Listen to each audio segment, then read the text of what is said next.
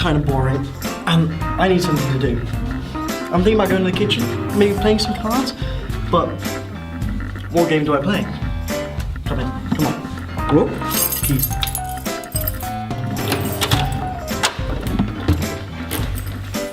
Here we go. Let's have a look. Here's how to play shape. Very simple. You play a card which is the same value or above. However, if you don't have a card which is the same value or above, you mean lower, you can play one of these power cards. 10, 2, 7, or 8. 10 burns the pile.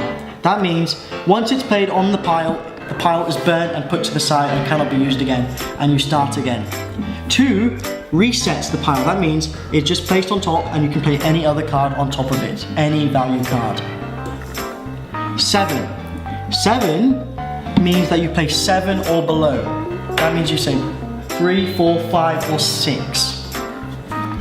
And 8 is see-through. That means if I was to play it on the 7, you would play on the 7, not on the 8, because it's essentially invisible on the 7. Okay.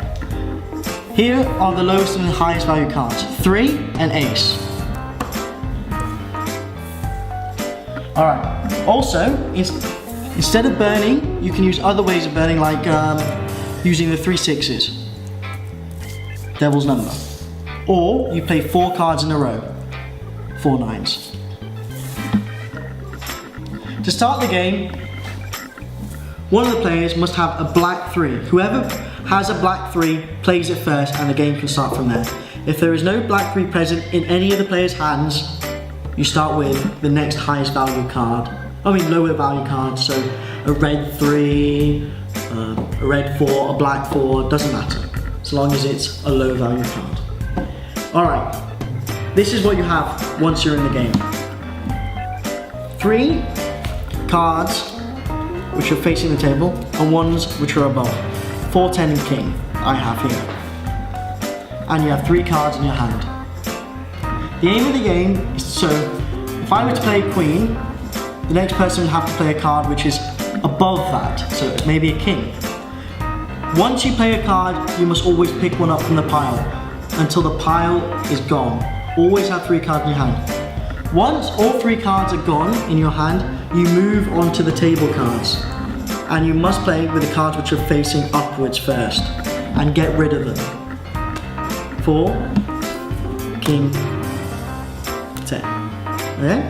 However, if a king was there and I played a 4, because 4 isn't a higher value card than king, you would have to pick it up and put it in your hand.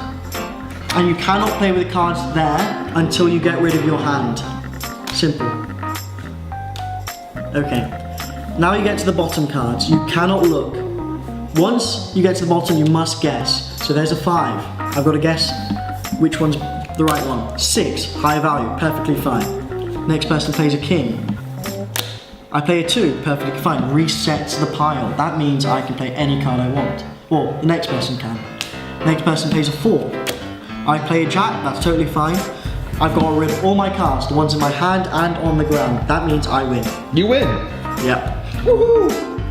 Easy, easy! And that's shed. Despite my saying that Halls is boring, it really isn't. As long as you can find some way to occupy your time. Cards is a unifying way to bring people together, to have fun. And really, it's how you get to know people here. It's just great. And to Halls being so close to people your own age or around your age, having something to do together makes it just a whole lot better. And you don't want to be doing work all the time, come on.